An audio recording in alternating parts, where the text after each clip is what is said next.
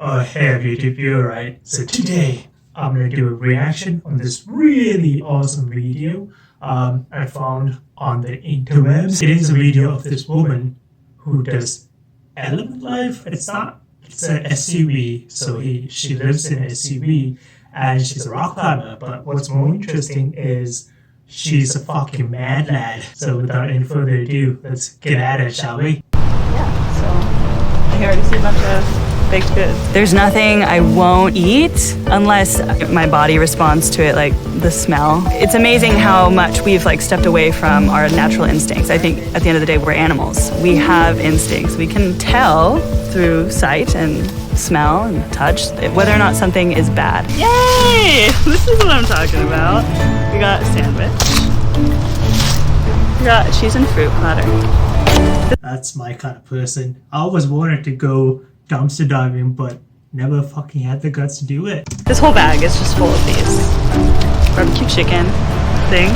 So I'm just gonna toss those back in there. If you haven't I haven't worked at a fast food restaurant, but I know people who have, and they say at the end of the shift they just throw away everything. So if someone wants to come with me and we go to a Tim Hortons or Subway at the end of the day, we can score so much food. Yeah, legally they're not allowed to give us their free stuff, so they have to put it in the dumpster. So we can just jump in the dumpster and get a big fucking score. Hi, my name is Renee, and this is Gertie or Gertrude Stein.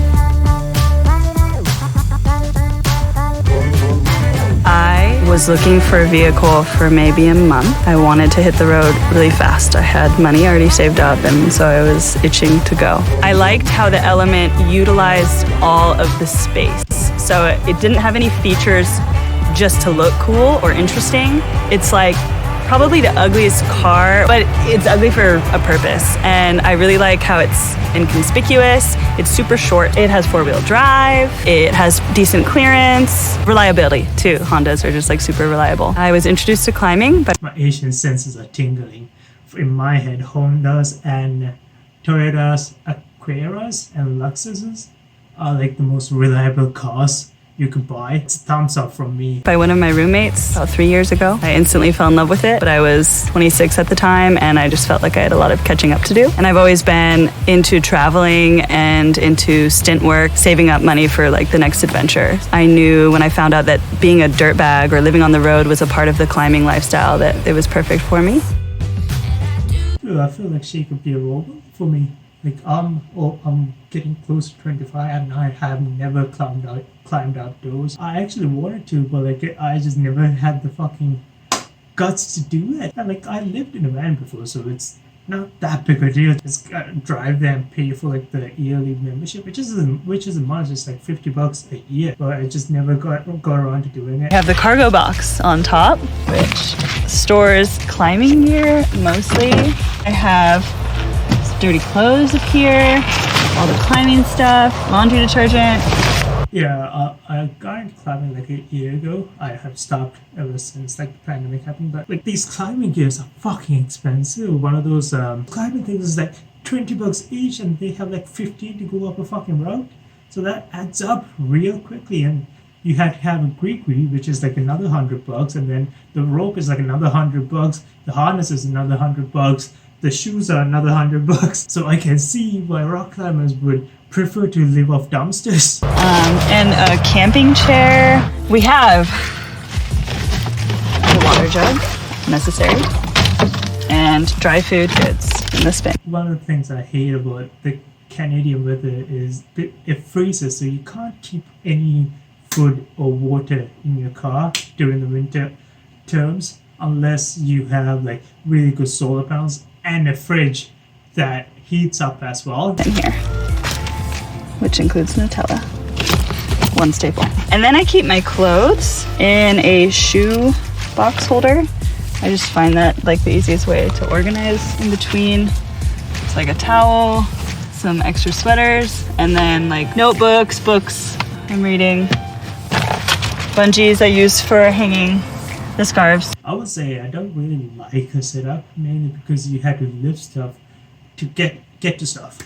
You know, if it's just like out in the open, yeah. Like if it's like a drawer that you can pull out and easily get to, that's nice. But here she has a mattress on top of stuff, and then that becomes a hassle because you gotta lift up the mattress and hold it up there and then dig into her stuff. Okay, let's go to the back. This duct tape feature is actually only available in the 2005, so it's actually pretty special. I had something similar on my 2008 Pontiac. I had the rust feature all underneath the car, and you can only get it on the 2008 Pontiac, so it's one in a kind. We got my 2-burner stove, more food storage, just like a lot of spices I keep in here. It's just plywood pieces, 2 pieces with hinges, and then the carpet over those, so it can fold in half, and then I can pop up the 3rd seat for a passenger. Sometimes, like if I'm in the city, I want more privacy, then the scarves will. Oh, did you see the mattress? I would not like sleeping on that mattress. I don't think, at least. Like, it was just 2 small folds. I would want at least something like 6 inches. That's what she said. Coffee. This was from the dumpster, and this is not even 1% of what I find in Starbucks dumpsters. Coffee's rare. Like this was the first time I found coffee, but in terms of like baked goods, sandwiches, yogurt parfaits, everything that you ever could eat from Starbucks, it's aplenty. These are just random, like sunflower seeds from the dumpster, and that's oatmeal, not from the dumpster. Oh, and toilet paper. Why do all these people throw stuff away? It's the waste. That just shows how much of a markup they have on their food, so they can afford to throw stuff away. So whenever you get these sweet cravings to go into a fast food restaurant, you're paying a huge markup. You could easily make that stuff for like probably 1/5 of the cost. You always want to bring toilet paper because you never know if you're gonna like get to an outhouse that doesn't have it, or like I'm all for natural, but it's harder to do that in certain places. The Northwest, it's quite easy. They have like a little extra. What I have done so far is to not shit for like 3 days whenever I go camping or like to a place where there isn't a toilet. That has worked okay for me thus far, but once you get past like the 2-day mark, your fart starts to stink. That's one of the downsides. So you have to walk away when there's people around and like go fart and then come back. Storage units on either side. It's fireplace, shower / cleaning stuff. It's exactly 4 feet too, so you can just get a sheet of plywood and cut it in half. From here we access the cooler. I do a lot of trail running on the road as well. I like to hang a headlamp so I can easily access it at night. Also for stealth camping, I don't know, I guess the main tip is like pee before you get there. Get in your car as fast as possible and then immediately like cover everything up. So stay out of your car until you are sleeping in it. I actually have done stealth camping like 2 times in my life. Once just to get a feel for it when I first started van life, like 2-3 years ago. And then after that, I just rented a parking spot, and then like they all knew I'm living in my van, so they weren't gonna fucking call the cops. And then when you wake up, just like preferably you exit the car with clothes on. I think most people around would prefer that if you're in the city or in the neighborhood, but I've seen either or. Living in a dark, clouded haze, we thought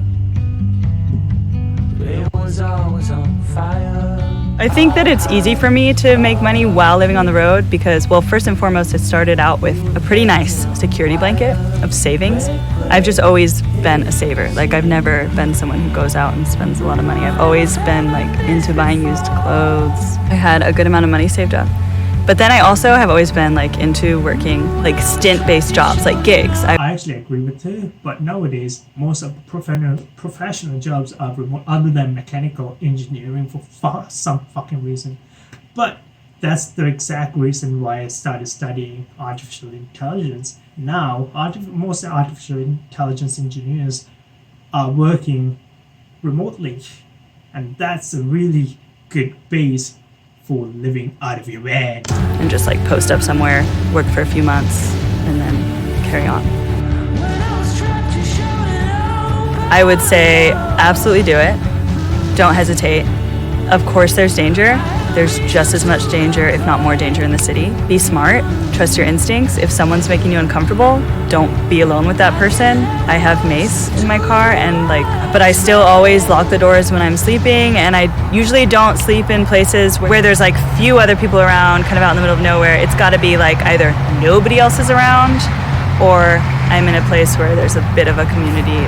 I would say don't let that stop you, because like it's not any more dangerous being on the road than it is being in the city, walking to and from work or the subway, or even being in your home. Like, we've learned as a world that there's really no safe space. You should never let fear. She's just full of fucking wisdom. I agree with her. When I first introduced my living out of the van tendencies to my parents, and they were like, oh, yeah, fuck off.